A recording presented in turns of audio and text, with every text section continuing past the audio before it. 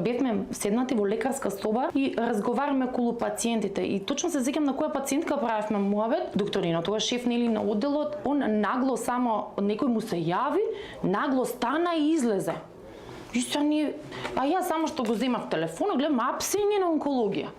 Гледам вака и викам на колешката, викам што е ова, викам, брзо викам да станеме, нешто се случува. Се стигнавме доле пациентите беа видно вознемирени. Сите, што се случува, полиција, докторка, ја викам, леле, луѓе, што се случува, никој нас ништо не ни кажува. Тоа било, мислам, со специјални единици, со не знам какви, мислам, тоа беа многу полиција имаше. Ме побарал за да ме види, јас се качев горе во неговата канцеларија, стварно имаше 10-12 полицајци. И дури јас се тресев целата и они ми викаат што се тресеш, ајде не се треси, кој мислиш дека јас секој ден имам разговор со полиција, па сега што се тресеш, мене, ние шокирани буквално бев.